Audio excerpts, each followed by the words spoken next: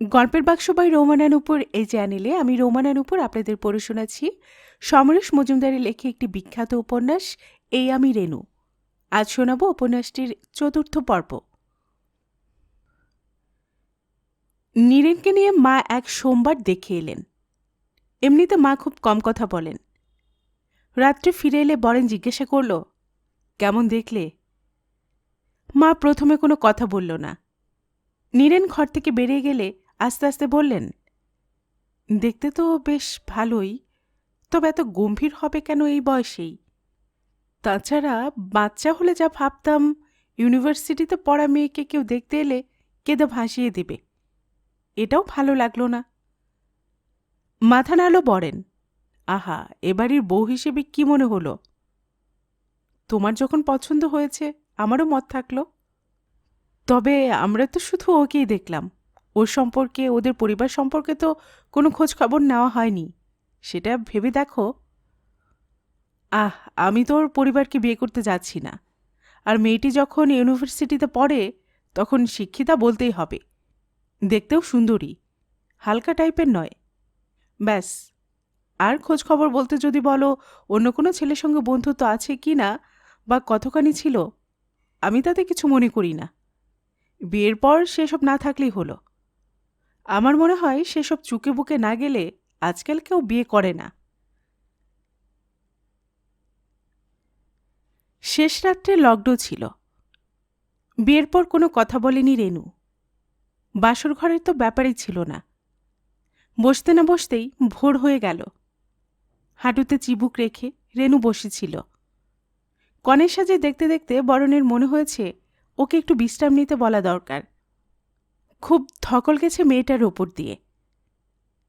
কথাটা বলতেই রেনু উঠে দাঁড়ালো, যেন এতটুকু শোনার জন্য ও অপেক্ষা করছিল। রেনু ভেতরের ঘরে চলে যাওয়ার পর বরেনের মনে হলো ঘরটা যেন হঠাৎ ফাঁকা হয়ে গেল। শেষ রাতের বাসর জায়গায় ভিড় তেমন নেই। যারা ছিল তারাও বোধহয় জেগে থাকতে আর পারছিল না। বরেন মনে মনে ভীষণ হতাশ হল। ও ভেবেছিল বিশ্রাম করতে বললে রেনু নিশ্চয়ই এখানেই শুয়ে পড়বে। শোয়ার তো মোটামুটি ব্যবস্থাই করা আছে এখানে। কিন্তু রেনুর ভঙ্গিতে মনে হলো ও যেন হাঁফ ছেড়ে বেঁচে গেল এই ঘর থেকে চলে যেতে পেরে। বাসি বিয়েটা সকাল সকাল হয়ে যাওয়ার পর এই ছবিটা তোলা হয়েছিল। ফটোগ্রাফার ছোকরাটা ওদের পাশাপাশি দাঁড় করিয়ে রেনুকে বলেছিল, আপনি ঘাটটা অমন শক্ত করে দাঁড়াবেন না। হ্যাঁ হ্যাঁ, আর একটু এদিকে তাকান, দেখুন তো দাদা কি সুন্দর দাঁড়িয়ে আছেন। হ্যাঁ, গুড, একটু হাসুন। কিন্তু সেভাবে হাসেনি রেনু। এই বাঁধানো ছবিটায় রেনু তাকিয়ে আছে সামনে। ঠোঁট এমন করে চেপে আছে, হাসছে কিনা বোঝা মুশকিল। আসলে রেনুর এই হাসির মতো কোনো কিছু বোঝা গেল না এ কয় বছরে। আর গতকাল রেনু চলে যাবার পর মা ওর দিকে তাকিয়েছিলেন, মুখে কিছু বলেননি। এই সময় ধরে বাড়িতে এত কিছু কাণ্ড ঘটে গেল, তবু মুখ খোলেননি ওর কাছে। এখন মায়ের সঙ্গে এ বিষয়ে কথা বলা মানে নিজের অসহায়তাকে প্রকাশ করা। তা কখনো পারবে না বরেন। মেয়েরা যেদিন বরের সঙ্গে বাড়ি থেকে টোপর মাথায় দিয়ে বেরিয়ে আসে সেদিন কেঁদে ভাসায়। ওই কান্না তাকে মনে করিয়ে দেয় এতদিন যাকে নিজের বাড়ি বলে ভেবেছে সেটা আসলে বাপের বাড়ি। কান্নাটা এতই স্বাভাবিক, বরেন তার জন্য প্রস্তুত হয়েছিল। কিন্তু ও অবাক হয়ে দেখল রেনু এক ফোঁটা চোখের জল ফেলল না। শুধু ট্যাক্সিতে ওঠার সময় ওর দাদা দীপক এসে যখন ওর হাত রাখল তখন থরথর করে ওকে কেঁপে উঠতে দেখেছিল বরেন। ব্যাস, ওই পর্যন্ত। খুব অবাক হয়েছিল বরেন। তারপর ওর মনে হয়েছিল প্রিয়জন মারা গেলে অনেকে চেঁচিয়ে কাঁদে না, চোখের জল পড়ে না, গুম হয়ে বসে থাকে। সে দুঃখটা নাকি ভয়ানক। লোকে বলে কাঁদলে বেঁচে যেত। রেনুরও কি সেরকম ব্যাপার? তবে এ কিরকম দুঃখ? ফুলশয্যার খাওয়া দাওয়া চুকতে রাত হয়ে গিয়েছিল। বরেনের দুই বোন, যারা বিয়ের পর বাইরে থাকে, এসেছিল বিয়েতে। বউ দেখে তারাও খুশি।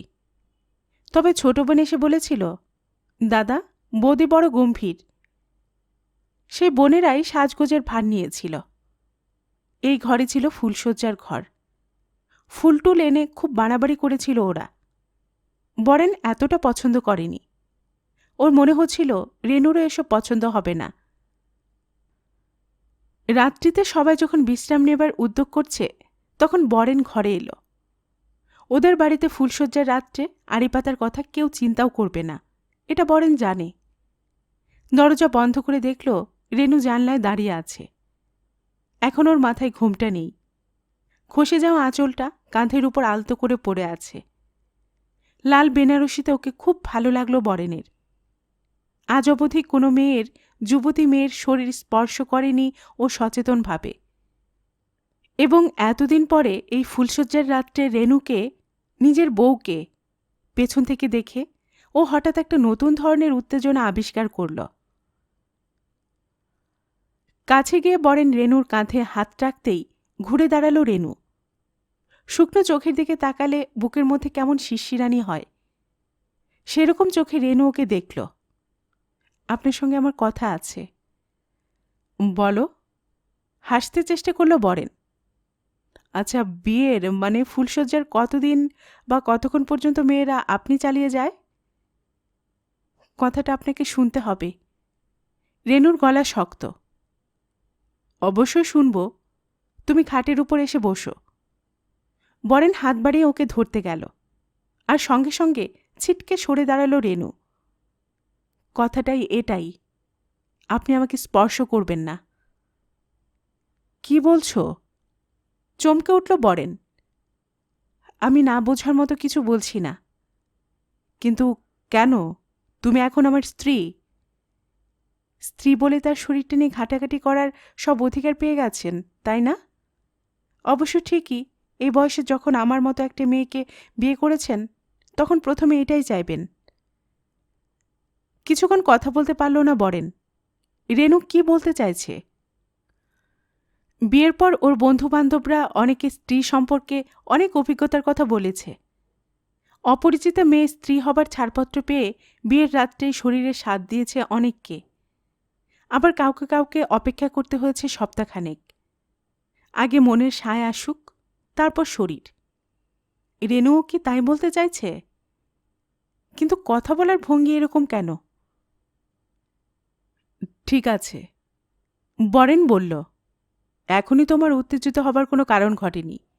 সত্যি তুমি নেহাতি ছেলে মানুষ। আপনি যা খুশি বলতে পারেন, তবে আমার কথা হলো আপনি অযথা আমার সঙ্গে ঘনিষ্ঠতা করার চেষ্টা করবেন না। আর আপনার সঙ্গে ওই বিছানায় শুতে আমার বিন্দুমাত্র আগ্রহ নেই। আমার জন্য যদি আলাদা খাট করে দিতে পারেন তো ভালো, নইলে আমি মেঝেতেই শোব। হিস্টিরিয়া রোগীর মতো কথাগুলো বলে হাঁপাতে লাগল রেনু। কেন? অনেকক্ষণ পরে বলল বরেন। ছোট্ট শব্দটা ঘরের মধ্যে একবার ঘুরপাক খেয়ে মিলিয়ে গেলেই রেনু মাথা তুলল। আপনার চাকরি, অর্থ, ব্যক্তিত্ব এসব পুঁজি করে আপনি সহজে আমাকে বিয়ে করতে পেরেছেন, কিন্তু মনের দিক থেকে আপনাকে আমি মেনে নিতে পারছি না, তাই। অর্থাৎ আমাকে বিয়ে করার ব্যাপারে তোমার সম্মতি ছিল না? বরেন ওকে দেখছিল। জানলার দিকে সরে গেল রেনু। মাথা নেড়ে না বলল। তাহলে বিয়ে করলে কেন? কেন প্রতিবাদ করনি? এখান থেকে রেনুর চওড়া পিঠ, ঘোমটা নেমে যাওয়া সুন্দর করে বাঁধা খোপা বরেন দেখতে পাচ্ছে। ক্রমশ একটা অপমান বোধ, একটা জ্বালা বরেনের মধ্যে ছড়িয়ে পড়ছিল। প্রশ্নটা করার সময় নিজের অজান্তেই গলাটা জোরে হয়ে গেছে। এখন নিজের কাছে নিজেকে অসহায় বলে মনে হল। রেনু কোনো উত্তর দিল না। ওর পিঠ তীর করে কাঁপছে, মাথাটা সামনের দিকে ঈষৎ নামানো। বরেন আবার বলল, জামশেদপুরে যখন তোমাকে দেখাতে নিয়ে যাওয়া হয়েছিল তখন আপত্তি করনি কেন? কেন আমার সামনে ভালো মানুষ সেজে বসেছিলে? মুখ না ফিরিয়ে এবার রেনু বলল, আমার আপত্তির কোনো দাম ছিল না, কেউ শুনতে চায়নি। সঙ্গে সঙ্গে মাথা যেন রক্ত উঠে এলো বরেনের। কোনো কথা না বলে রেনুর পাশে এসে দাঁড়াল। তুমি এরকম নাটক করছো কেন? বরেনের শরীর ওর পাশেই, এটা বুঝতে পেরেই যেন রেনু সরে দাঁড়াতে চাইল। আর কেউ না শুনতে চাক জামশেদপুরে তুমি আমাকে বলতে পারতে তুমি বিয়ে করতে চাও না। এখন আমাকে তুমি যে কথা বলছো তা নেহাতি হয় ছেলে মানুষই, নয় ন্যাকামো। আমি এসব একদম সহ্য করতে পারি না রেনু। আমি যা সত্যি তাই বললাম, আপনি যা ইচ্ছে ভাবতে পারেন। রেনুর কথাটা শেষ না হতে হতেই বরেন দুহাতে ওকে জড়িয়ে ধরল। অনেক হয়েছে, আর পারছি না আমি। একটা মানুষ তার ফুলশয্যার রাতে এভাবে সহ্য শক্তির পরিচয় দিতে পারে না। তুমি কি আমার সঙ্গে ঠাট্টা করছো রেনু?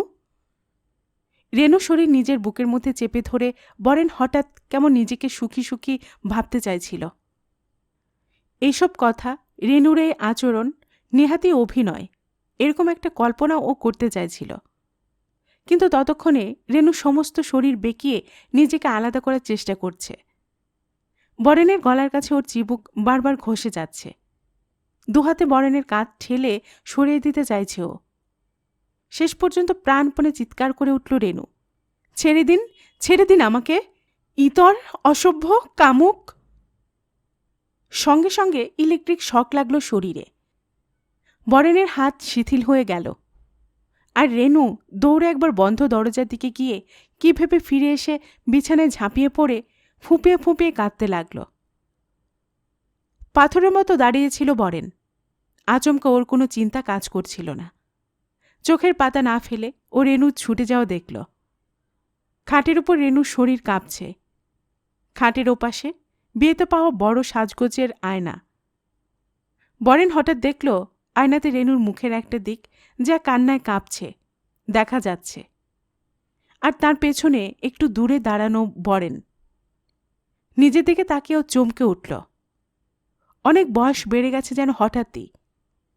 গিলে করা পাঞ্জাবি ধুতি পরা সত্ত্বেও ওকে কি কামুক কামুক দেখাচ্ছে। আর তারপরেই বরেনের খেয়াল হল অস্বাভাবিক চুপচাপ হয়ে গেছে বাড়িটা। এতক্ষণ যাদের কথাবার্তা শোনা যাচ্ছিল তারাও যেন চুপ করে গেছে হঠাৎই। রেনুর চিৎকার নিঃসন্দেহেই সমস্ত বাড়িময় ছড়িয়ে পড়েছে। সবাই শুনেছে কথাগুলো। কাটা কাটা বিষাক্ত শব্দ। এখনই হয়তো দরজায় শব্দ হবে। কি হয়েছে জিজ্ঞাসা করবে সবাই। ফুলশয্যার রাত্রে নতুন বউ যদি এসব শব্দ ব্যবহার করে চিৎকার করে ওঠে, তাহলে লোকে সহজে ভাববে বলাৎকার করতে গিয়েছিল। রেনু কি তাই ভেবেছে? নীরেন, মা এখনই এসে পড়বে। বোধহয় মা এসে দরজায় দাঁড়িয়ে বলবেন, খোকা। লজ্জায় ঘেন্নায় কাটা হয়ে দাঁড়িয়ে থাকল বরেন। তারপর দুহাতে মাথা চেপে ধরে ফিসফিস করে বলল, এ তুমি কি করলে রেনু? এ তুমি কি করলে? ছি। কিন্তু কেউ এসে দরজায় ধাক্কা দিল না। বিয়েবাড়ির সবচেয়ে আকর্ষণীয় ঘরটাকে যেন সবাই এড়িয়ে গেল এখন। কারোর পায়ের শব্দ পাওয়া যাচ্ছে না। হঠাৎই কোনো মন্ত্রে যেন সমস্ত বাড়িটা ঘুমিয়ে পড়েছে। চুপচাপ জানলায় ফিরে গেল বরেন। এখন অনেক রাত। রাস্তায় লোকজন নেই। এপাশে দরজা দিয়ে বাইরের বারান্দায় যাওয়া যায়। বরেনের ইচ্ছে হল একটু ঠান্ডা হাওয়ায় গিয়ে বসে, কিন্তু ওখানেও লোকজন শুয়ে বসে থাকতে পারে। কারোর সঙ্গে মুখোমুখি এখন দেখা হওয়া। বরেন চেয়ার টেনে নিল। সমস্ত বাড়িটায় যে বিয়ে বাড়ি হয়ে আছে। স্ত্রীর দিকে তাকালো ও। রেনুকে স্ত্রী ভাবতে এখন অস্বস্তি হচ্ছে কেন? ও কি করবে? রেনুর সঙ্গে সম্পর্কটা কিভাবে চলবে? ওর মাথায় কিছুতেই ঢুকছিল না ও এরকম কেন করল। আজকের যুগে কোনো মেয়েকে নিশ্চয় জোর করে বিয়ে দেওয়া যায় না। রেনু যদি কোনো ছেলেকে ভালোবাসে তাহলে কেন ওকে বিয়ে করবে? আর বিয়ে করার সিদ্ধান্ত নেওয়া মানে সেই ছেলেটির সঙ্গে সম্পর্ক শেষ করে আসা। তাহলে তো এখন বিয়ের পরে স্ত্রী হিসেবে নিজের সম্মান আঁকড়ে ধরতে চাইবে ও। সেরকম যদি কিছু হয়ে থাকে তাহলে বরেন স্বচ্ছন্দে ওকে ক্ষমা করতে পারে। রেনু যদি বলে আমি কাউকে ভালোবাসতাম, বরেন সেটা হেসে মেনে নিতে পারে। কিন্তু এই আচরণের অর্থ নিশ্চয়ই সেই ভালোবাসার মানুষকে ও ভুলতে পারছে না। এত স্পষ্ট করে নিজেদের সম্পর্কটা যে ভেঙে ফেলল রেনু, তার পেছনে নিশ্চয়ই সেই ছেলেটি রয়েছে। স্বামীর সঙ্গে শারীরিক সম্পর্ক না রেখে চললে কি ছেলেটি ওকে কোনো কিছুর আশা দিয়েছে? না নেহাতি প্রতিবাদ এটা। নিজের মনকে সান্ত্বনা দেওয়া, দেখো, তোমাকে বিয়ে করতে পারিনি বলে আমি নিজেকেও বঞ্চিত করলাম। কিন্তু ছেলেটি কে? ইউনিভার্সিটিতে পড়া চালচুলো নেই এমন কোনো বাচ্চা ছেলে? রেনু এখন উঠে বসেছে। আধো ভাঁজ হাঁটুর উপর মুখ রেখে বসে আছে চুপচাপ। কি মনে হতে উঠে দাঁড়িয়ে বরেন বড় আলো নিভিয়ে দিয়ে বেড সুইচ জেলে দিল। হঠাৎ রেনু মুখ তুলল। আপনি আমাকে ক্ষমা করবেন? বরেন চট করে কোনো কথা বলতে পারল না। ওর ইচ্ছে হলো বলে, চমৎকার চমৎকার, এবার কি আমাকে হাততালি দিতে বলো? কিন্তু ও কোনো কথা বলল না। রেনু আবার বলল, আপনি যদি চান বাইরের লোকের কাছে আমি আপনার স্ত্রীর মতো ব্যবহার করব। শুধু 5 বছর আপনি আমার শরীরের দিকে তাকাবেন না, এই অনুরোধটুকু রাখুন। হঠাৎ বরেন বলে উঠল, 5 বছর পর আমার বয়স কত হবে জানো? আর 5 বছরের কথা উঠছে কেন? রেনু বলল, আমি উত্তর দিতে পারবো না। তুমি আমার জীবন নষ্ট করে দিচ্ছ, এটা বুঝতে পারছো না? বরেন খুব অসহায়ের মতো কথা বলল, তুমি বুঝতে পারছো না আমি কোনো অন্যায় করিনি, তুমি আমাকে এটা চাপিয়ে দিচ্ছ। মাথা নাড়ল রেনু। আমার কিছু করার নেই এখন। ছেলেটিকে আস্তে আস্তে শব্দ দুটো উচ্চারণ করল বরেন। এই প্রশ্নটি আশঙ্কা করছিল যেন রেনু এতক্ষণ। চট করে মাথা নাড়ল। আমি জানি না। কি করে সে? বরেন আবার জিজ্ঞাসা করল। বলতে পারব না। রেনু চোখ বন্ধ করল। কাছে এলো বরেন। এমন একটা ছেলের জন্য তুমি নিজের জীবন, আমার জীবন নষ্ট করছ, যার কোনো মেরুদণ্ড নেই, সামান্য ক্ষমতা নেই তোমাকে ধরে রাখার। যাকে তুমি ভালোবেসেছ ভেবে এত কাণ্ড করছ, সে যে কত বড় অপদার্থ সেটা বুঝতে পারছ না? রেনু বলল, আপনি চুপ করুন, আমি কোনো উত্তর দিতে পারব না। মরিয়া হয়ে গেল বরেন। তোমাকে বলতে হবে ছেলেটি কে। আমি বলবো না, চাপা গলায় বলল রেনু। বলতে তোমাকে হবেই, আমি ছাড়ব না। রেনুর দুটো কাঁধ 10 আঙ্গুলে আঁকড়ে ধরল বরেন। কোথায় থাকে সে? আমি জানি না। দাঁতে দাঁত চাপল রেনু। আমি তোমাকে আজ ছাড়ব না। তুমি আমার জীবন নষ্ট করে দিতে চাইছ? ছেলেটির নাম বলো। থরথর করে কাঁপছিল বরেন। ওর হাত ক্রমশ বসে যাচ্ছে রেনুর পিঠে, গলায়। প্রচণ্ড যন্ত্রণায় রেনু ছটফট করছিল। তারপর কি ভীষণ জেদে বলে গেল, আপনি আমাকে মারুন, ধরুন, যা ইচ্ছে করুন, আমি কিছুই বলতে পারবো না। আর সঙ্গে সঙ্গে নিজের অজান্তে হাত উঠে গেল বরেনের। রেনু সরে যাওয়া মুখে প্রচণ্ড জোরে চড় মারল ও। দুহাতে মুখ ঢেকে কেঁদে ফেলল রেনু। আপনি আমাকে মারুন, মারুন, মারুন। মুখে কেউ কিছু বলল না, কিন্তু বরেন বুঝল সবাই ওকে জিজ্ঞাসা করার ব্যাপারে মুখিয়ে আছে। পরদিন সকালে সব আত্মীয়স্বজন চলে গেল। ছুটি নিয়েছিল ও দিন 7 বাতিল করে অফিসে চলে গেল ও। মা কিছু বললেন না। নীরেন দুবার ওর দিকে তাকাল। রেনু নিজের ঘরেই রয়েছে। বরেন লক্ষ্য করল নীরেন বৌদির সঙ্গে আলাপ করতে গেল না, অথচ কাল সন্ধ্যাবেলায় নীরেনকে রেনুর সঙ্গে খুশি হয়ে কথা বলতে দেখেছে।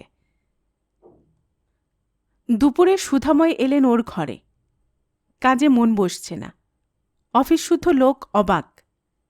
এমন কাজ পাগলা লোক দেখা যায় না, এমন ভাব সবার চোখে। সুধাময় ঘরে ঢুকে বললেন, কি ব্যাপার, ছুটি ক্যান্সেল করলেন যে?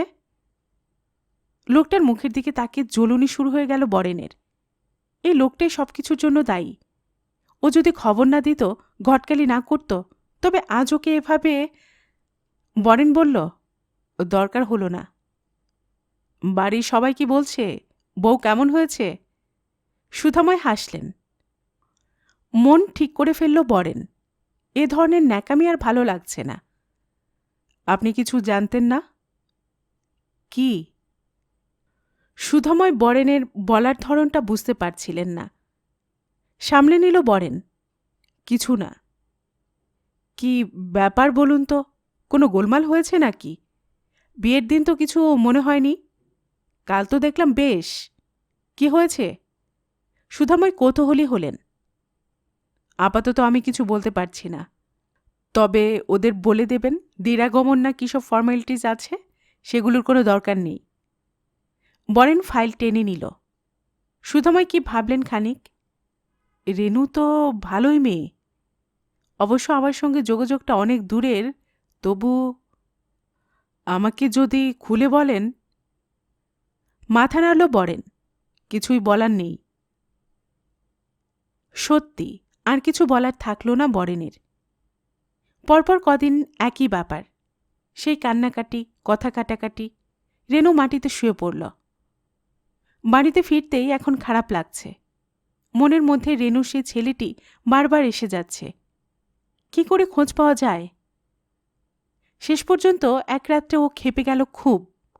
রেনুকে জোর করে ভোগ করার একটা ইচ্ছে, ও সমস্ত সত্তাকে গুঁড়ো করে দেবার বাসনায় ও বল প্রয়োগ করল। প্রাণপণে চাঁচালো রেনু। জামাকাপড় ছিঁড়ে গেল। বরেনের গাল থেকে ওর নখের আঁচড়ে রক্ত বেরিয়ে এলো। এমন সময় মা দরজায় এসে দাঁড়ালেন। এতদিন যা ছিল ঠাকাঠাকি, এখন তা দিনের মতো পরিষ্কার বাড়ির সবার কাছে। মাই আলাদা ঘরের ব্যবস্থা করলেন। মুখে কিছু বললেন না। নীরেন রেনুকে শুনিয়ে শুনিয়ে চিৎকার করতে লাগল। দীপক নিতে এসেছিল রেনুকে। সুধাময় খবর দিয়েছিলেন বরেনের কথা শুনে। দিরাগমন বাতিল করে দিল বরেন। দীপককে সরাসরি জিজ্ঞাসা করল, এসব ঘটনা চেপে বোনের বিয়ে দিয়েছিলেন কেন? মুখ নিচু করেছিল দীপক, উত্তর দেয়নি। ক্ষেপে গিয়েছিল বরেন, উত্তর দিচ্ছেন না কেন? ছেলেটার নাম কি? কি হবে এসব ভেবে? দীপক বলেছিল, ছোটখাটো ভুল যদি কেউ করে থাকে ক্ষমা করে নিন না। ছোটখাটো ভুল? আপনার বোন আমার জীবন শেষ করে দিচ্ছে, আর আপনি আমাকে উপদেশ দিতে এসেছেন? ঘাড় নেড়েছিল দীপক। আমি সত্যি ওর সব কথা জানি না। রেনুকে পাঠায়নি বরেন। দীপককে বলে দিয়েছিল নিয়ে যেতে পারেন, তবে আর ফিরে দেবার দরকার নেই। রেনু কিছু বলার আগেই দীপক চলে গিয়েছিল। কড়া হুকুম দিল বরেন, রেনু বাড়ির বাইরে যাবে না, কাউকে কোনো চিঠি পর্যন্ত লিখতে পারবে না। বাড়ির টেলিফোনে তালা চাবি দিয়ে দিল ও। রেনুকে বলল, ফোন এলে তোমার ধরা দরকার নেই, মনে রেখো। প্রচণ্ড জ্বালায় কথাগুলো বলেছিল বরেন। জব্দ করার জন্য মরিয়া হয়ে উঠেছিল। বাড়িতে বন্দী হয়ে থাকো এখন। ব্যাপারটা যেন মেনে নিয়েছিল রেনু। বরেনের সবকটা নির্দেশ অক্ষরে অক্ষরে মেনে চলেছে সে। বাপের বাড়িতে যাবার ইচ্ছা একবারও প্রকাশ করেনি। ওর দাদা দুবার এসে ফিরে গেছে। রেনু আর যেতে চায়নি। বরেনের তো সাফ কথা বলা আছে, দীপক তাই জোর করতে সাহস করেনি। অনেক রাত অবধি অফিসে কাটিয়ে বরেন যখন বাড়ি ফিরত, তখন রেনু বলে যে একটা মেয়ে ওদের বাড়িতে আছে তা ভুলে যেতে চাইত। কথাবার্তা তো এমনিতেই বন্ধ। ওর জন্য যে ঘরটা দেওয়া হয়েছে সেখানে থাকে সারাদিন। 2 আলমারি বই নিয়ে দিন কাটাত প্রথম প্রথম। এখন সম্ভবত ঝিকে দিয়ে পাড়ার লাইব্রেরি থেকে বই আনায়। যে ছেলেটির জন্য ওর এত জেদ, তাকে খুঁজে বের করতে মাঝে মাঝে ইচ্ছে হয়েছে বরেনের। কিন্তু নিজের কথা, 5 রকম নতুন সমস্যার কথা ভেবে এই ব্যবস্থাটা মেনে নিয়েছে ও। যেমন চলছে তেমন চলুক, বাকি জীবনটা এইভাবে দিব্যি কেটে যাবে। মিছিমিছি কাঁদা ছুঁড়ে কি লাভ? মাসের পর মাস এইভাবে কেটে গেল চুপচাপ। শেষ পর্যন্ত একদিন ঘটে গেল ব্যাপারটা। যেন এটে ঘটাবার জন্য রেনু এতদিন সব মেনে নিয়েছিল। দুপুরবেলা বাড়িটা যখন ফাঁকা, কাউকে কিছু না বলে বাড়ি থেকে বেরিয়েছিল রেনু। মা তখন নিজের ঘরে শুয়ে আছে। ঝিকে দরজা বন্ধ করতে বলে নিচে নেমে এসেছিল ও। ব্যাপারটা নীরেনুকে বলেছিল বিস্তারিতভাবে। পাড়ার চায়ের দোকানে আড্ডা দিতে দিতে নীরেন অবাক হয়ে দেখেছিল রেনু হেঁটে যাচ্ছে একা। সে রাত্রের ঘটনার পর ও রেনুকে আর বৌদি বলে ডাকে না, কথাই বলে না। বাড়িতে কিছু হলেও চিৎকার করে বলতো, দাদার বউ। ইদানিং অবশ্য তাও বলছে না। রেনুকে দেখেও উঠে দাঁড়ালো তড়াক করে। একবার ভাবল সামনে গিয়ে দাঁড়ায়, জিজ্ঞাসা করে দাদা নিষেধ করা সত্ত্বেও কোন সাহসে বাড়ি থেকে বেরিয়েছে। তেমন দরকার হলে ও রেনুকে হাত ধরে হিড়হিড় করে বাড়িতে ফিরিয়ে নিয়ে যেতে পারে। এই মেয়ে ছেলেটার উপর ওর কোনো দরদ নেই। একজনের সঙ্গে পীড়িত করে ওদের বাড়িতে এসে সব চালিয়ে দিয়েছে। ওর নিজের বউ হলে দুবেলা প্যাদাতো মেয়ে ছেলেটাকে। কদিন পুরনো পীড়িত আঁকড়ে থাকে দেখা যেত তাহলে। পায়ে পায়ে এগুচ্ছিল নীরেন। হঠাৎ একটা কথা মনে হতেই থমকে দাঁড়াল। রেনু ওকে দেখতে পায়নি এখনো। মাথায় ঘোমটা দিয়ে হেঁটে যাচ্ছে বাস স্ট্যান্ডের দিকে। কোথায় যাচ্ছে ও? এক বাপের বাড়ি যেতে পারে, নয় সেই প্রেমিকের কাছে। একদম হাতে নাতে ধরা যেতে পারে যদি দ্বিতীয়টা হয়। খানিক দূরত্ব রেখে নীরেন হাঁটতে লাগল। বাস স্ট্যান্ডে এসে রেনু মাথার ঘোমটা খুলে ব্যাগ থেকে একটা কালো চশমা বের করে চোখে এঁটে নিল। নীরেন রিকশা স্ট্যান্ডের পেছনে দাঁড়িয়ে। ও দেখল রেনু ঘাড় ঘুরিয়ে এপাশ ওপাশ দেখছে। এখন দুপুরবেলা, তাই স্ট্যান্ডে লোকজন কম, আর এই সময়টায় বাসও কম চলাচল করে। দূরে কোনো বাস দেখতে পেল না নীরেন। পাশে একটা ওষুধের দোকান। নীরেন চট করে ভেতরে ঢুকে গেল। এখান থেকে রেনুকে দেখা যাচ্ছে। দোকানদার চেনাশোনা। 8 আনা পয়সা দিয়ে নীরেন বরেনের অফিসে ফোন করল। নীরেনের গলা শুনে বরেন অবাক হল। কিরে, কি ব্যাপার? তুমি এখনই বাড়ি চলে এসো। নীরেন তাড়াতাড়ি করছিল। কি হয়েছে? বরেন বুঝতে পারছিল না। উনি বেরিয়েছেন একা একা, বোধহয় কারোর সঙ্গে দেখা করতে যাচ্ছেন। আমি সঙ্গে যাচ্ছি বুঝতে পারছেন না। ও যে বাস আসছে। তুমি এখনই এসো, ছাড়ছি। উত্তেজিতভাবে কথাগুলো বলে নীরেন ফোনটা ছেড়ে দিল। রেনু ততক্ষণে বাসে উঠে পড়েছে, প্রথম দরজা দিয়ে। প্রায় চলন্ত বাসের দ্বিতীয় দরজা উঠে পড়ল নীরেন। ভাগ্যিস বাসটায় বেশ ভিড়। রেনু চোখে পড়ার সম্ভাবনা নেই। দরজার কাছে সেটে থেকে নীরেন রাস্তা দেখতে লাগল। কন্ডাক্টর টিকিট চাইলে একটু মুশকিলে পড়ে গেল। একদম ধর্মতলে টিকিট কাটল। এর মধ্যেই রেনুকে নামতে হবে নিশ্চয়ই। প্রত্যেকটা স্টপেজে বাস দাঁড়ালে ও ঝুঁকে পড়ে দেখছিল রেনু নামছে কিনা। মহাজাতি সদনের কাছে বাস থামতেই শেষ পর্যন্ত রেনুকে নামতে দেখল। এদিকে ওর বাপের বাড়ি নয়, তাহলে নিশ্চয়ই সেই কেষ্ট ঠাকুরের কাছে যাচ্ছে। তড়াক করে লাফিয়ে নামল নীরেন। বাসটা চলে যেতেই বিব্রত হয়ে পড়ল ও। এখানে কোনো আড়াল নেই। যদিও রেনু সামনে হাঁটছে, তবু ঘাড় ঘুরিয়ে তাকালেই ওকে দেখতে পেয়ে যাবে। পেলে আর কি হবে, এগিয়ে গিয়ে চ্যালেঞ্জ করতে হবে এই যা। তার মানে কেষ্ট ঠাকুরকে আর ধরা যাবে না। দূরত্বটা বাড়াতে লাগল নীরেন। তারপর হঠাৎ চমকে দেখল হাত বাড়িয়ে রেনু একটা ট্যাক্সি থামাল। ব্যাপারটা বুঝবার আগে রেনু ট্যাক্সিতে উঠে বসেছে। দৌড়ে গিয়ে ওকে ধরবে ভাবতে ভাবতে ট্যাক্সিটা চলে গেল বাঁ দিকে। হতাশ চোখে ব্যাপারটা দেখল নীরেন। ওর পকেটে বেশি টাকা নেই এখন। ট্যাক্সিতে চেপে ফলো করা অসম্ভব। রোদ্দুরে দাঁড়িয়ে নীরেন ঠোঁট কামড়াতে লাগল। দরজা খুলে বরেন দেখল রেনু অবাক হয়ে তাকিয়ে আছে। ও যে এত তাড়াতাড়ি বাড়ি ফিরে আসবে বোধহয় ভাবতে পারেনি রেনু। বরেন দেখল রেনুর মুখে গলায় ঘাম। যদিও এখন ভয় পেয়েছে, তবু চোখ দুটোতে কেয়ার করি না ভাব। আজ দুপুরে নীরেনের ফোন পেয়ে প্রথমে ভাইয়ের উপর অত্যন্ত বিরক্ত হয়েছিল ও। মনে হয়েছিল নীরেন যেন বেশি রকমের বাড়াবাড়ি করছে। ও ভুলে গিয়েছে বরেনের থেকে বয়সেও অনেক ছোট এবং রেনু বরেনের স্ত্রী। কিন্তু শেষ পর্যন্ত ভেবে দেখল নীরেন যেটা করেছে সেটা অল্প বয়সে উত্তেজনায় করেছে। কিন্তু রেনু কেন যাবে তার নিষেধ থাকা সত্ত্বেও? খানিক আগে নীরেন ফিরে এসেছে। রেনু নাকি টের পেয়েছিল যে নীরেন ওকে ফলো করেছে, তাই পাকা ক্রিমিনালের মতো নীরেনকে এড়াতে চট করে বাস থেকে নেমে ট্যাক্সি ধরেছিল।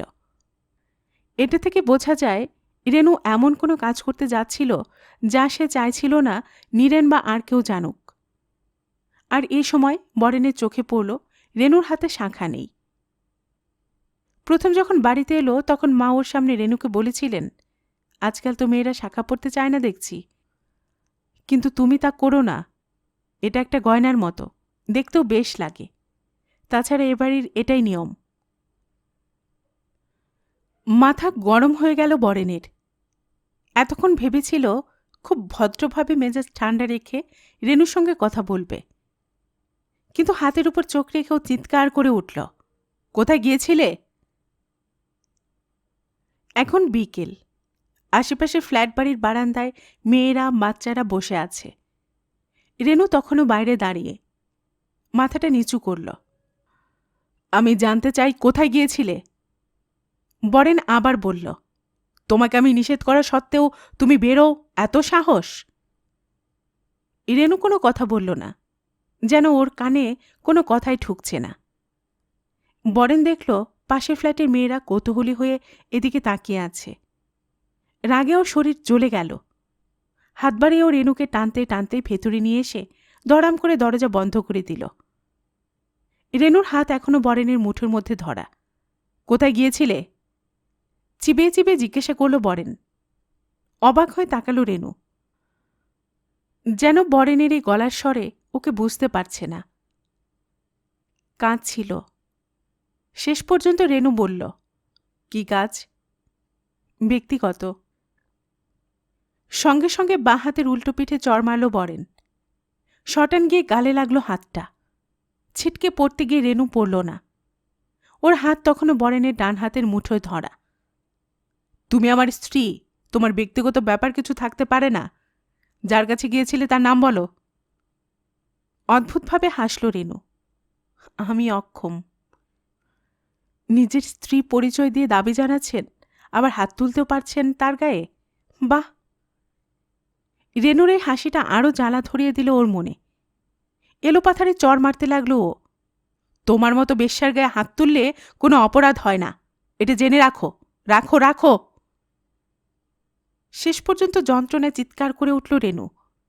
কান্না মেশানো ও মাগো শব্দ দুটো বোধ হয় আশেপাশে সব ফ্ল্যাটেই পৌঁছে গেল। হাঁপিয়ে পড়েছিল বরেন। চেয়ে দেখল মা দরজায় দাঁড়িয়ে। বরেন তাকালো মায়ের দিকে। রেনু হাঁটু গেড়ে বসে আছে।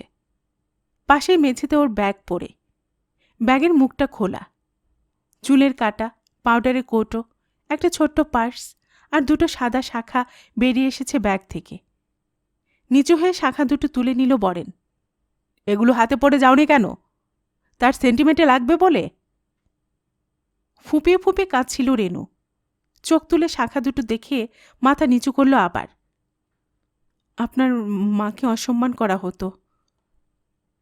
পাগলের মতো বলে ফেলল বরেন। দেখো মা, দেখো, তোমাদের বাড়ির বউ তোমাকে কত সম্মান করে। তার মানে তুমি স্বীকার করছো তুমি সেই ছেলেটির কাছে গিয়েছিলে? বলতে বলতে আবার ছুটে যাচ্ছিল বরেন রেনুর দিকে। হঠাৎ মায়ের গলা শুনে থমকে দাঁড়ালো। মা বললেন, খোকা। শব্দটার মধ্যে এমন কিছু ছিল, বরেন মুখ ফিরিয়ে তাকাল। কিন্তু ততক্ষণে মা ভেতরে চলে যাচ্ছেন আবার। মায়ের এই উপস্থিতি, কিছু না বলে সব দেখা, তারপর ওর নাম ধরে চাপা ডাক। বরেন কেমন অসহায়ের মতো শূন্য দরজার দিকে তাকাল। তারপর কোনো কথা না বলে ও নিজের ঘরের দিকে হাঁটতে লাগল। ভেতরের বারান্দায় নরেন দাঁড়িয়ে আছে তখন। বরেন দেখল নীরেনের মুখটা বেশ তৃপ্ত। চিৎকার করে কিছু বলতে যাচ্ছিল বরেন ভাইকে। তারপর হঠাৎই নিজেকে সামলে নিয়ে ঘরে ঢুকে গেল। ওর মনে হলো এখন আর কিছু করার নেই, কিচ্ছু না। এখন রেনুকে বাপের বাড়ি পাঠিয়ে দেওয়া যায়, বলে দেওয়া যায় ওকে আর দরকার নেই। কিন্তু তাতে কি সব সমস্যার সমাধান হবে? আজ যদি পাঠিয়ে দেবার পরে রেনু বলে ওর পেটে সন্তান এসেছে আর তার পিতা বরেন, তাহলে ও কী করবে? যার জন্য রেনু মুখ বুজে মার খাচ্ছে, নিজের এবং বরেনের ভবিষ্যৎ ছিঁড়ে টুকরো টুকরো করে দিতে বাধ্ছে না তার জন্য, এবং তার সঙ্গে রেনু যা খুশি তাই করতে পারে। আর বাপের বাড়ি যাবার পর তো ও পুরনো প্রেম নতুন করার অবাধ স্বাধীনতা পেয়ে যাবে, এবং হয়তো বলা যায় না তার ফল ভোগ করতে হবে বরেনকে। আর এক হয় বিচ্ছেদের জন্য আদালতে যাওয়া, সেখানে কি প্রমাণ দেবে নিজের পক্ষে? বলবে স্ত্রী ব্যভিচারিণী। কিন্তু মুখের কথায় তো সব নয়। রেনু যদি আদালতে আপত্তি না জানায়, তাহলে ভর্তুকির ব্যাপার আছে। যতদিন রেনু বিয়ে না করবে ততদিন ওকে মোটা খরচ দিয়ে যেতে হবে নিশ্চয়ই। শুধু প্রমাণ চাই এখন। ওকে ভ্রষ্টা প্রমাণ করার রসদ দরকার।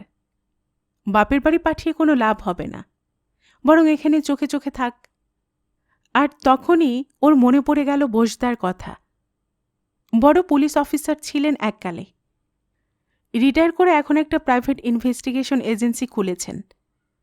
বিবাহ বিচ্ছেদ ছাড়া ভালো কেস বাংলাদেশে পাওয়া যায় না। একদিন দেখা হতেই আফসোস করে বলেছিলেন, বোসদাকে ভার দিলে কেমন হয়? যদি কিছু খরচাপাতি হয় হোক, অন্তত সারা জীবন। যতদিন না রেনু বিয়ে করে বা মারা যায় ততদিন তো টাকা দিয়ে যেতে হবে না। আর সে টাকার যা যোগফল তা ভাবাও যায় না। রেনুকে ডিভোর্স পেয়ে গেলেই বিয়ে করবে?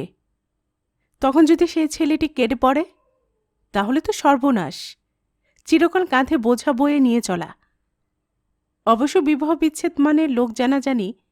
সবাই বলবে বুড়ো বয়সে বিয়ে করতে যাওয়ার ফল ভোগ করতে হলো। আর বিচ্ছেদ চাইলেই তো পাওয়া যাবে না। যতদূর মনে হয় তার জন্য দীর্ঘ সময় ধরে কতগুলো নিয়ম পালন করতে হয়। উপায় না থাকলে তা করতেই হবে। কি করা যাবে? আরেকটা উপায় হল, সমস্ত শরীর শিরশির করে উঠল বরেনের। ঠান্ডা মাথায় ও কি করে রেনুকে খুন করবে? খুন করে যদি ধরা না পড়ে তাহলে বিনা ঝামেলায় মুক্তি পেয়ে যেতে পারে ও। আমি আমার বউকে খুন করব? ভাবতে গিয়ে মনে মনে বলে ফেলল, অসম্ভব। ওর এতদিনের শিক্ষা, রুচি ওকে কি করে খুন করতে সাহায্য করবে? অবশ্য রেনুর উপর কোনো দয়ামায়া আর নেই ওর। হাত থেকে শাঁখা খুলে নিয়ে রেনু গিয়েছিল প্রেমিকের সঙ্গে দেখা করতে। রাগে আবার জ্বলুনি ধরল বরেনের। ঠিক আছে, আগে বোসদার সঙ্গে যোগাযোগ করা যাক। বোসদা যদি কোনো প্রমাণ জোগাড় করতে পারেন তাহলে তো হয়ে গেল। হঠাৎ ওর মনে পড়ল গ্র্যান্ড হোটেলের তলায় ইংরেজি বইয়ের দোকানে ডিসপ্লে করা একটা বই দেখেছিল কদিন আগে। মলারটা খুব সুন্দর। বইটার নাম পয়েজড ফর দ্য কিল। একবার পড়তে হবে বইটা মনে মনে ভাবল বরেন। বোসদার নতুন অফিস লর্ড সিনহা রোডে। লাঞ্চের ফাঁকে এক দুপুরে গিয়ে সব খুলে বলল বরেন। আসবার আগে ও অনেক ভেবেছে। এসব কথা, নিজের অসহায়তার কথা চট করে আরেকজনকে বলার জন্য সংকোচ হচ্ছিল ওর। শেষ পর্যন্ত ঠিক করে নিয়েছে, না, বলাই ভালো। ডাক্তার এবং গোয়েন্দার কাছে কিছু গোপন রাখতে নেই। বোসদার অফিস বেশ ছিমছাম। লম্বা চুরুট মুখে রেখে বোসদা সব শুনলেন। বরেন ভেবেছিল হয়তো বোসদা দুঃখ প্রকাশ করবেন। তা না করে সরাসরি কাজের কথা এসে গেলেন বলে মনে মনে হাঁফ ছাড়ল বরেন।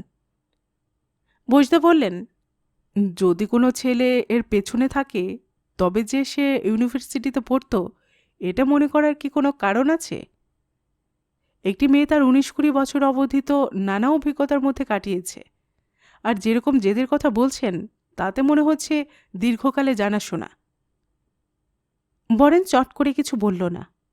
এটাও তো হতে পারে, রেনুর কোনো বাল্য প্রেমিক থাকতে পারে। 2-1 বছরের ইউনিভার্সিটিতে জানাশোনায় কোনো মেয়ে কি এতটা রিস্ক নিতে পারে? বরেন মাথা নাড়ল। আমার মনে হয় আরও 5-6 বছর আগের থেকে খোঁজ করা দরকার। তেমন যদি কোনো ব্যর্থ প্রেমিক থেকে থাকে তবে প্রমাণ হয়তো পাওয়া যেতে পারে। কিন্তু মুখার্জি, মুশকিলের ব্যাপার হলো আমার যে 3 জন এজেন্ট আছে তারা ভীষণ ব্যস্ত। এখন ওদের দিয়ে নতুন কাজ করাতেই পারবো না। মাসখানেক পরে হলে হয় না? বরেন বলল, আমি চাইছিলাম যত তাড়াতাড়ি ব্যাপারটা শেষ করা যায়। আরও 1 মাস অপেক্ষা করতে ভালো লাগছিল না বরেনের। চোখ বন্ধ করে কিছু চিন্তা করে নিলেন বোসদা। এক কাজ করুন, মাঝে মাঝে আমি বাইরের কিছু লোককে দিয়ে কাজ করাই। আমি একটি লোককে জানি, সে সব ঘরোয়া ব্যাপারে অ্যাফিসিয়েন্ট। একটু বাজে বকে, তবে দারুণ কাজের। কাছিমের মতো গো, কাজ হাসিল করবেই। আমি ওকে আপনার কাছে পাঠিয়ে দেব। চেয়ার ছেড়ে উঠে দাঁড়ালো বরেন। ঠিক আছে, আপনি ব্যাপারটা ভালো বুঝবেন। আর হ্যাঁ, কীরকম খরচ লাগবে যদি জানতাম। হেসে ফেললেন বোস। আমার এজেন্সি মারফত কাজ করলে অনেক পড়বে, কিন্তু আপনি আমার পরিচিত, আর এই লোকটিও আমার এজেন্সির নয়, তাই সরাসরি ওকেই দেবেন। কাজ হয়ে গেলে 100-2 দিলেই হবে। শেয়ার বাজারের দালাল, বিয়ের ঘটক, সরস্বতী পুজোর পুরোতে অথবা প্রাইমারি স্কুলের মাস্টার ব্রজবিলাসকে দেখলে এর যে কোনো একটা ভাবা যায়। প্রথম দর্শনে ভরসা পায়নি বরেন, কিন্তু বোসদা যখন পাঠিয়েছেন তখন নিশ্চয়ই ফালতু হবে না। তাছাড়া লোকটা নতুন কিছু জিজ্ঞাসা করল না ওকে, সবই যেন জেনে বসে আছে বোসদার কাছে। রেনুদের ঠিকানা নিয়ে চলে গেল, বলল, নিশ্চিত থাকুন, কাজ হবেই, আগে কাজ তবে পয়সা, শুধু মাঝে মাঝে এক্সট্রা খরচ যদি কিছু হয়। হাতের তাবিজ ধরেছিল লোকটা। ব্রজবিলাস প্রথম দিন যে খবর নিয়ে এলো তাতে অবাক হয়ে গেলেও একটু মুষড়ে পড়ল বরেন। কি করে খবর পেয়েছে কিছুতেই বলছে না, বলে ট্রেড সিক্রেট, ষোড়শ বলতে নেই। কিন্তু মুশকিল হলো এই ভদ্রলোক এখন বিবাহিত, একটি ছেলের বাবা। ব্রজবিলাস হলপ করে বলল, আমি স্যার শিওর ওর সঙ্গে উনি মানে মানে বুঝতেই পারছেন, গাড়িতে করে বেড়াতে যেতেন এখানে ওখানে, পাইলট অফিসার, তবে ইদানিং খুব অসুস্থ, মালফাল খেয়ে লিভারের কিছু বাকি রাখেননি আর। তবে স্যার উনি যে লাস্ট 6 মাস ছুটি নিয়ে বাড়িতে আছেন, একদম বাইরে বেরোন না, এটা যে মুশকিল। ব্রজবিলাস চলে গেল আরও খবর আনতে। কি খেয়াল হলো, রেনুর ঘরে এলো বরেন। ইদানিং ও এই ঘরেই থাকে, 2 আলমারি বোঝায় বই এখন ওর সঙ্গী। রেনু তাকাতেই বরেন বলল, বিভূতিবাবু এসেছিলেন। রেনুর মুখ দেখে মনে হলো ও বুঝতে পারছে না কথাটা। বরেন আবার বলল, বিভূতি গাঙ্গুলি, পাইলট, চিনতে পারো? একটু চমকে গেল যেন রেনু, তারপর মুখ নামিয়ে নিল। অনেক কথা বলল। বরেন খোঁচাতে চাইল, ভালোই তো। বরেনের মনে হলো রেনু যেন হাসছে, ও যে মিথ্যে কথা বলছে তা যেন রেনু বুঝতে পারছে, অথবা বিভূতি গাঙ্গুলিকে কোনো গুরুত্বই দিচ্ছে না রেনু, নিশ্চিত বসে আছে। অথচ এর সঙ্গে রেনু ঘুরে বেড়াতো কেন? নিশ্চয় একটা নিকট সম্পর্ক গড়ে উঠেছিল ওদের। সেই সম্পর্কটা এতদিন কি বাঁচিয়ে রেখেছে? ব্রজবিলাস বলেছে লোকটা গত 6 মাস বাড়িতে আছে। তাছাড়া বাচ্চা বউ সমেত একটা লোকের জন্য কোনো মেয়ে বিবাহিত জীবন নষ্ট করে না এভাবে। কয়েকদিন পর আবার এসে হাজির ব্রজবিলাস। ও আসতো একটু রাত করে। বাইরের বারান্দায় বসে দরজা ভেজিয়ে দিত বরেন। ব্রজবিলাস এসে তাবিজ আঁকড়ে দাঁড়াল। স্যার, একটু মুশকিল হয়ে গেছে যে। কি হলো? বরেন খুব উৎসুক। পাইলটের সঙ্গে তো ইদানিং কোনো যোগাযোগ পেলাম না। তবে স্যার পাইলট ভদ্রলোকের সঙ্গে অনেককাল আগেই কাটান ছাড়ান হয়ে গিয়েছিল নিশ্চয়ই। ব্রজবিলাস উসখুস করছিল। কি করে বুঝলেন? না হলে ওই সময়ের পরই একজন অধ্যাপকের সঙ্গে নাকি ওর অনেক ইয়েটিয়ে ছিল। ব্রজবিলাস বলে ফেলল। সোজা হয়ে বসল বরেন। অধ্যাপক? এটাই ঠিক হতে পারে। রেনুর মেন্টালিটির সঙ্গে একজন অধ্যাপককে খুব মানিয়ে যেতে পারে। অধ্যাপক বলতে তো চট করে ইচ্ছাকৃত বা স্বভাব গম্ভীর, অনেক পড়াশোনা করে নিজের রুচিবোধ সানিয়ে নেওয়া এক শ্রেণীর মানুষকে মনে পড়ে যায়, যারা কতগুলো শাসনের প্রাচীরের মধ্যে নিজেদের আবদ্ধ রাখেন। তবে ইদানিং এসব সংজ্ঞা পাল্টে যাচ্ছে দ্রুত। এখন এই অধ্যাপকটি কোন শ্রেণীর? রেনু যখন মাথা নাড়ল ব্রজবিলাস। ওনার সঙ্গে খুব ঠিক থেকে ভাবছিল স্যার, একই পাড়ায় থাকতো তো, ব্যাচেলার লোক, রাত বিরেতেও পড়াশোনা বুঝতে যেতেন উনি। গুড গুড, খুশি হলেন বরেন। আরও ডিটেলস চাই। পাওয়া গেল না স্যার। আফসোসের ভঙ্গি করল ব্রজবিলাস। বছর 4 আগে অধ্যাপক আমেরিকায় চলে গিয়েছেন পার্মানেন্টলি, ওখানে বিয়ে থা করেছেন। সম্প্রতি দেশে এসেছিলেন দিন 10 জন্য। অধ্যাপকের নাম জেনে নিয়ে রেনুকে বলল বরেন। এমন ভাব করে বলল যেন ও রেনুর সব কথা জেনে যাচ্ছে, অথচ রেনুর কাছ থেকে শুধু অবাক হওয়া ছাড়া অন্য কোনো অভিব্যক্তি পেল না বরেন।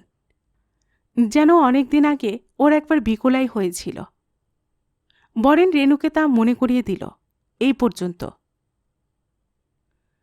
ব্রজবিলাস এরপরে যার কথা বলল, বিস্ময়ে থ হয়ে গেল বরেন।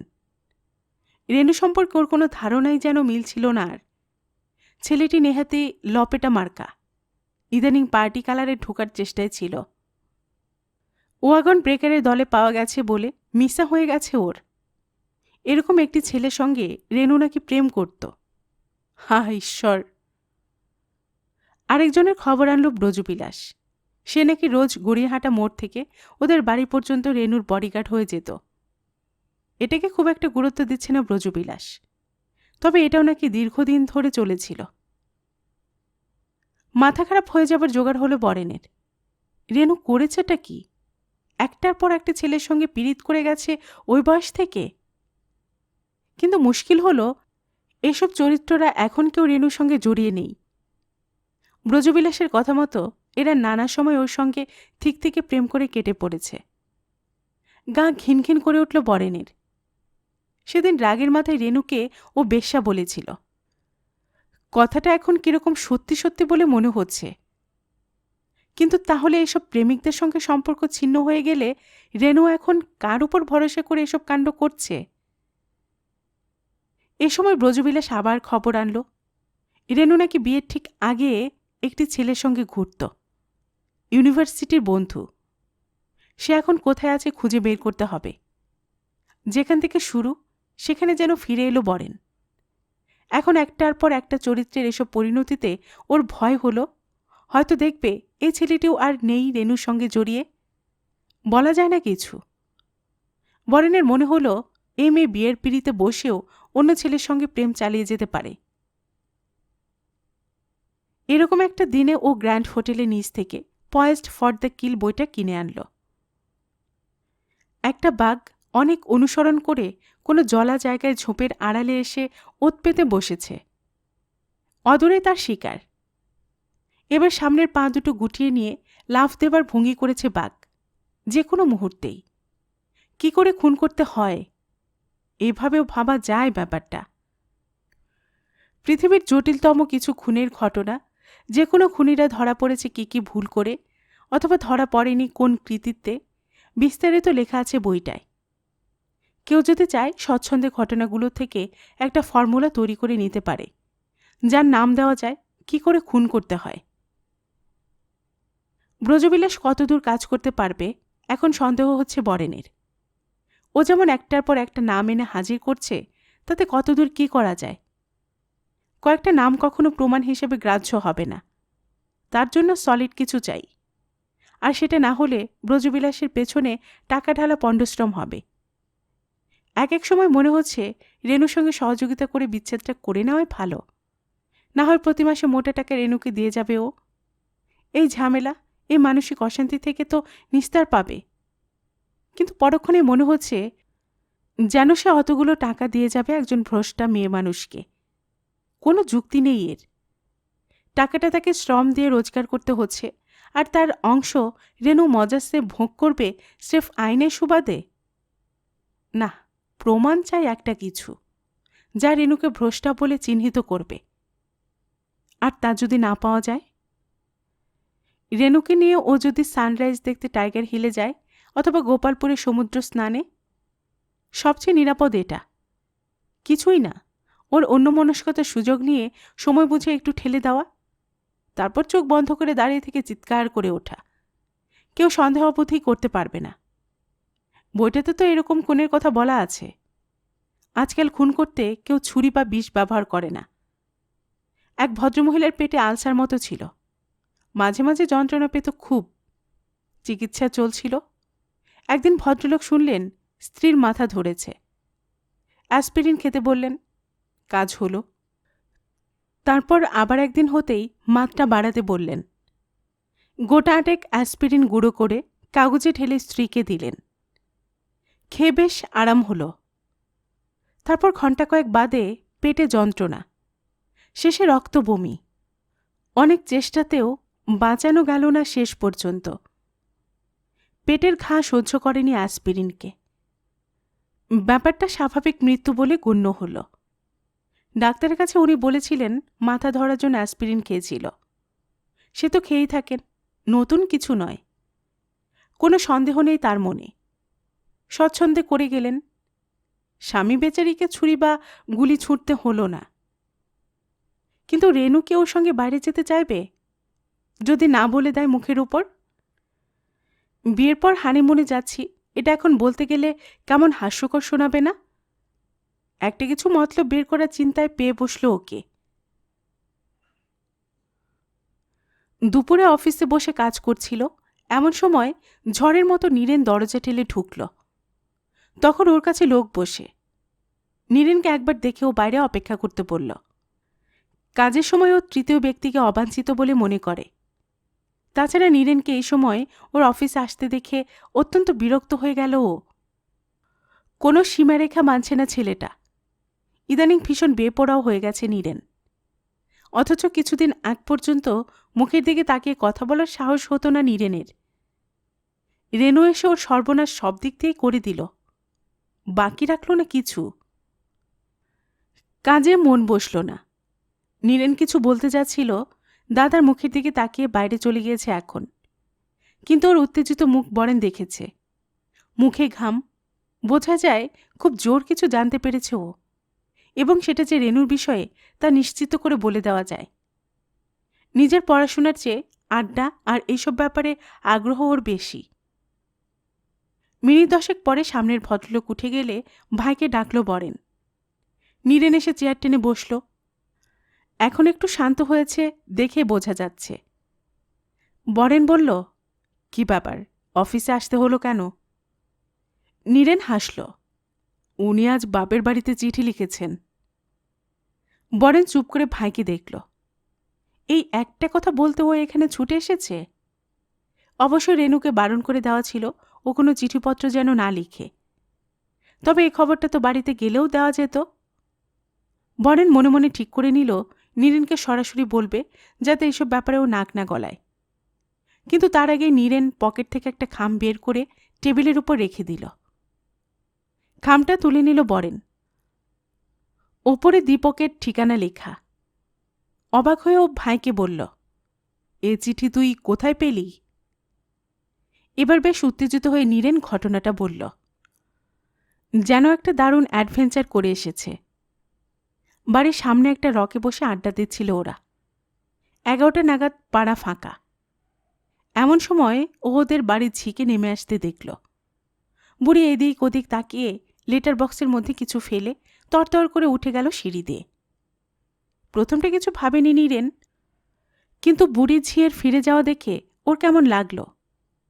ওদের বাড়িতে চিঠিপত্র আসা যাওয়া করে খুবই কম। এখন বাড়িতে মা আর উনি আছেন। মা তো চিঠিপত্র লিখিনি না। ও অবশ্য বাড়িতে এসে জিজ্ঞাসা করলে জানতে পারত কে দিয়েছে, কিন্তু তাতে ব্যাপারটা গোপন থাকবে না। ঘণ্টাখানেক অপেক্ষা করার পর পোস্ট অফিসের লোক এসে যখন তালা খুলে চিঠি বের করছে, তখন ও মিথ্যে করে তাকে বলেছে যে চিঠিটা ভুল করে ফেলে দিয়েছে লেটার বক্সে। পিয়ন কিছুতে দিতে চাইছিল না। পোস্ট অফিসে গিয়ে পোস্টমাস্টারকে বলতে বলেছিল। শেষ পর্যন্ত কায়দা কৌশল করে ও এই চিঠিটা উদ্ধার করেছে। ওর সন্দেহ নিশ্চয়ই এটা দামি চিঠি, কারণ যতদূর মনে হয় উনি এখানে এসে কোনো চিঠি লিখেননি। এটাতে তাই মনের কথা লিখতে পারেন। ওর অবশ্য ভয় ছিল লেটার বক্সের অনেক চিঠির মধ্যে কোনটা ওদের ঝি ফেলেছে ঠাউর করে উঠতে পারবে না। এটাও তো হতে পারত উনি সে ছেলেটিকে লিখেছেন। তবে ওনার হাতের লেখা নিশ্চয়ই ভালো হবে, আর বক্সে কত চিঠি না থাকতে পারে। এসব থেকে রিস্ক নিয়েছিল নীরেন।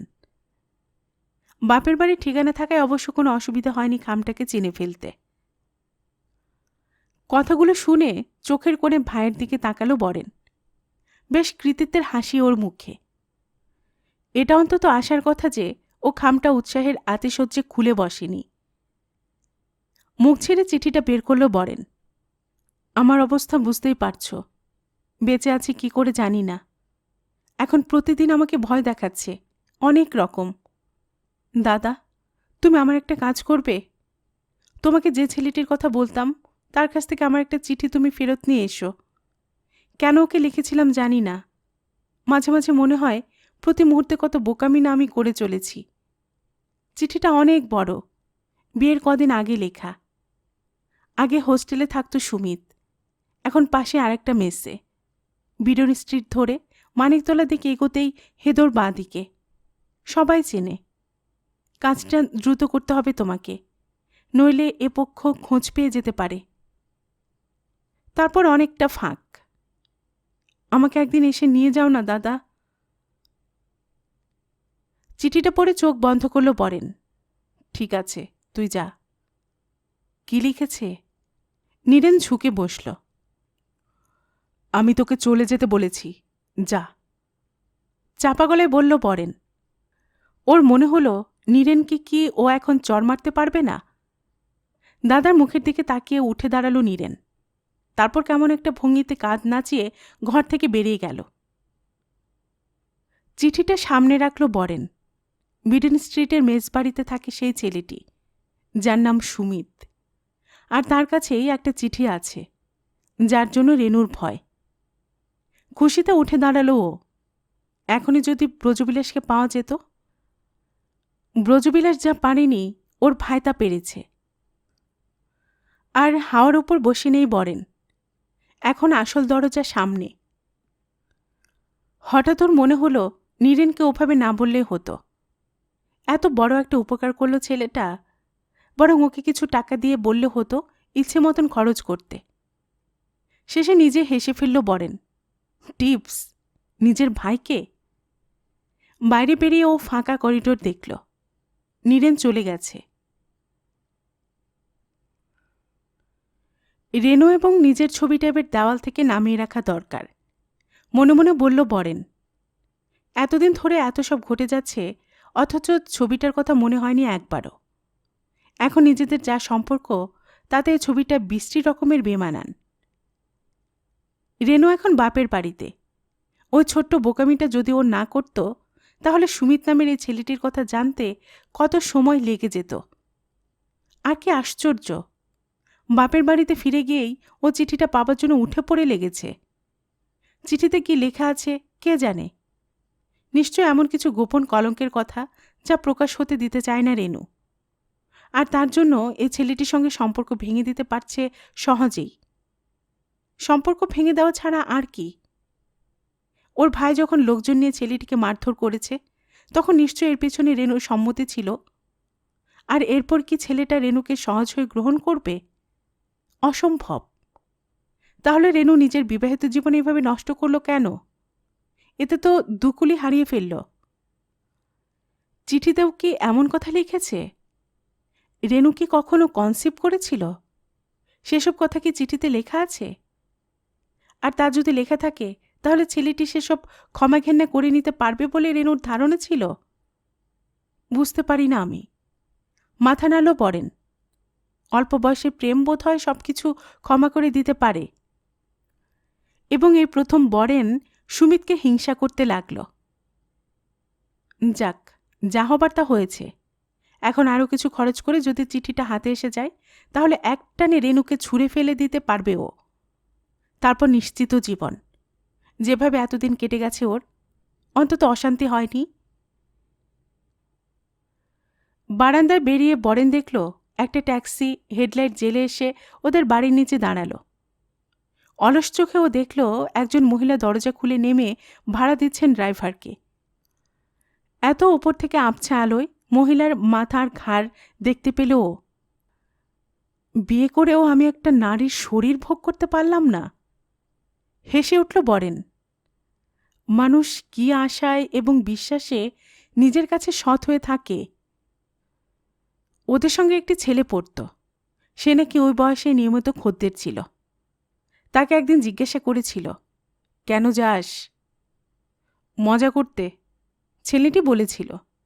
রোজ রোজ নিত্য নতুন জিনিস, মনে হয় আমারই হারেম। যা আনন্দ হয় না।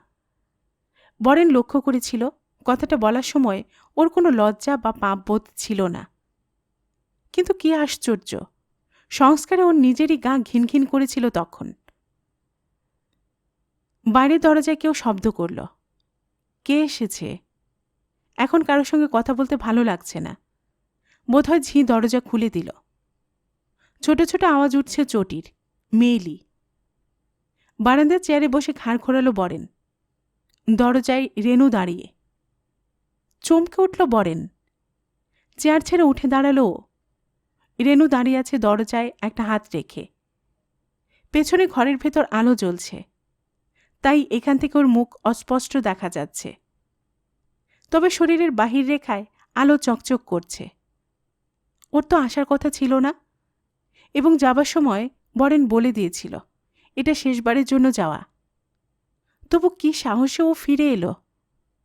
এখন কোনো কিছুর পরোয়া করে না বরেন। রেনু মুখ নামিয়ে আছে এখনো। ওর হাত কি কাঁপছে? কি ব্যাপার? তিক্ত গলায় জিজ্ঞেস করল বরেন। আমি ফিরে এলাম। রেনুর মাথা এখনো নিচের দিকে। কেন? বরেন কথা খুঁজছিল। আর ফিরে যাব না বলে? রেনু এবার মুখ তুলল। না। চিৎকার করে উঠল বরেন। তার হয় না, তুমি চলে যাও। হঠাৎ ওর শরীর থরথর করে কাঁপতে লাগল। দ্রুত ঘরে ঢুকে ও দেওয়াল থেকে ছবিটা টেনে নামিয়ে ছুঁড়ে দিল রেনুর পায়ের কাছে। ঝনঝন শব্দ করে কাঁচ ভেঙে ছড়িয়ে পড়ল চারপাশে। চমকে সরে দাঁড়ালো রেনু। বরেন দেখল অজস্র কুচি কুচি ভাঙা দাগ ওর মুখের উপর চেপে বসেছে। একটা হাত বাড়িয়ে ছবি দেখিয়ে বরেন বলল, ওটার মতন তোমাকেও যদি ছুঁড়ে ফেলে দিতে পারতাম। অদ্ভুত একটা যন্ত্রণায় বরেনের গলার স্বর বুঝে আসছিল। কয়েক পা হেঁটে ঘরের ভিতর এলো রেনু। আমি আমি পারছি না। কি পারছ না? কি মতলব তোমার, বলো। আবার কোনো প্ল্যান করে এসেছ নিশ্চয়ই। তুমি চলে যাও। আমি তোমাকে স্পষ্ট বলছি, তোমাকে আমার বিন্দুমাত্র প্রয়োজন নেই। I hate you. বরেন হাঁপাচ্ছিল। আমি ক্ষমা চাইছি। আমি আর অবাধ্য হব না। আপনি আমাকে নিয়ে যা ইচ্ছে তাই করুন। আমি আমি সেজন্য এসেছি। ঠোঁটে ঠোঁট চেপে একটা কান্না সামলালো রেনু। কেন? তোমার সুমিতবাবু কি বলছে? এত পিরিত দুদিনে শেষ হয়ে গেল? 5 বছর ধরে অপেক্ষা করবে না? এখন বোধহয় লাথি মেরে সরিয়ে দিয়েছে। চিঠিটার জন্য এত প্রেম উড়ে গেল এক নিমিষেই, হ্যাঁ? আপনি যা বলার বলুন, আমি সব শুনব। শুধু না, তা হতে পারে না। তুমি আমার জীবন বিষাক্ত করেছ। তোমাকে মেরে ফেললেও আমার সুখ হবে না। আমার দিকে লোক তাকিয়ে হাসে। একবারও তুমি ভাবনি যে আমি তোমার কাছে কোনো অন্যায় করিনি? এটা বুঝতে পারছো না কেন? আমি তোমাকে ঘেন্না করি, ঘেন্না করি। তোমার চেয়ে বাজারের একটা মেয়ে অনেক ভালো। তার প্রফেশনে সে সৎ থাকে। তুমি চলে যাও আমার সামনে থেকে। Get out. মাথার উপর আলো। রেনু দাঁড়িয়ে আছে ঘরের সামনে। বরেন কথা বলতে বলতে ওর দিকে তাকালো। এরকম মুখের দিকে তাকালে বুকের ভেতর কেমন করে। মাথা নাড়ল বরেন। না, আর কোনো ভুল করতে পারে না ও। তোমার চিঠি আমি পাবই। তুমি কি বোকামি করেছ রেনু? সুমিতকে মারধর না করলে বোধহয় চিঠিটা পাওয়া এত সহজ হতো না। চমকে উঠল রেনু। বরেন বুঝতে পারল মারধরের খবরটা সেও পেয়ে যাবে। রেনু ভাবতে পারেনি। প্রাণপণে হাসতে চেষ্টা করছে এখন। ওর মনে পড়ল সেদিন রেনুর ঘরে গিয়ে ও খুশিতে চিবিয়ে চিবিয়ে কি সুন্দর করে কথাগুলো বলেছিল। আর অন্য নাম শুনে যা হয়নি, সুমিতের নাম শুনেই দুহাতে মুখ ঢেকে ফেলেছিল রেনু। বরেন যখন বলেছিল সুমিত বলে কোনো ছোড়াকে চেনো, সে নাকি খুব অর্থকষ্টে কাটাচ্ছে, তাই আমার কাছে একটা মূল্যবান জিনিস বিক্রি করবে, খুব খুব দামি। এখন মুখ ঢাকছ কেন? কি লিখেছ সে চিঠিতে? নীরেনের চিঠি পাওয়ার ঘটনাটা বলেনি ও। ওটা বললে মজা কমে যেত। আস্তে আস্তে মাটিতে বসে পড়ল রেনু। তারপর দুহাতের মধ্যে মুখ রেখে কেঁদে ফেলল। কেন ন্যাকামো করছ? তোমার তো এলেম আছে অনেক। এবার আরেকজনকে ধরো। এতদিন ধরে জ্বালিয়ে পুড়িয়ে এখন আমার কাছে এসেছ মলম বোলাতে? কেন এসেছ? হঠাৎ মতিগতি বদলে গেল যে? বরেন তাড়িয়ে তাড়িয়ে বলল। রেনু কোনো উত্তর দিল না। ওর পিঠ কাঁপছিল। আর এ সময় বরেন লক্ষ্য করল ও বিয়ের বেনারসিটা পরে এসেছে। গা ভর্তি সেই গয়নাগুলো, হাতে শাঁখা। ঘর থেকে বেরিয়ে যেতে যেতে ঘুরে দাঁড়ালো বরেন। আজ রাত হয়েছে, কাল সকালে চলে যাবে। আমি একটা বেশ্যার মুখ সকালবেলায় দেখতে চাই না। বারান্দা দিয়ে ও ঘরে যেতে যেতে বরেন থমকে দাঁড়াল। আশেপাশে ফ্ল্যাটের লোক মুখ বাড়িয়ে এদিকে তাকিয়ে আছে। রেনু এসেছে সবাই যেন টের পেয়ে গেছে। সবাই একটা নাটক দেখার জন্য ষাঁড় দিয়ে দাঁড়িয়ে। ওদের উত্তেজিত কথাগুলো কি ওরা শুনতে পেয়েছে? আহ, মানুষ কেন এত কৌতূহলী হয়? বরেন শুনতে পেল বাইরের ঘরে ফোনটা বাজছে। মানুষ এত কথা বলে কেন? গল্পের বাক্স বাই রোমানার উপর এই চ্যানেলে এতক্ষণ আপনাদের পড়ে শোনাচ্ছিলাম সমরেশ মজুমদারের লেখা একটি বিখ্যাত উপন্যাস এই আমি রেনু। আজ শুনলেন উপন্যাসটির ৪র্থ পর্ব। এরপরে আসছে ৫ম অর্থাৎ শেষ পর্ব। আর এতক্ষণ গল্প পাঠে আমি আপনাদের সাথে ছিলাম রোমানা নূপুর। আপনারা যারা এই চ্যানেলের গল্প নতুন শুনছেন, আপনাদের সুবিধার্থে একটি বিনীত অনুরোধ, যদি আপনারা আরও এমন গল্প উপন্যাস শুনতে চান তবে নিচের লাল সাবস্ক্রাইব বাটনে একটি ক্লিক করে রাখুন ও একটি লাইক করে রাখুন। এতে এই চ্যানেলের ভিডিওগুলি খুঁজে পেতে আপনাদের সুবিধা হবে। আর পাশে থাকা ঘন্টা বাটনটিও চেপে রাখুন, যাতে নতুন কোনো গল্প দেওয়ার সাথে সাথেই আপনাদের কাছে নোটিফিকেশন চলে যায়। সবসময় সবাই খুব ভালো থাকুন, সুস্থ থাকুন ও আনন্দে থাকুন, এই প্রার্থনা রইল।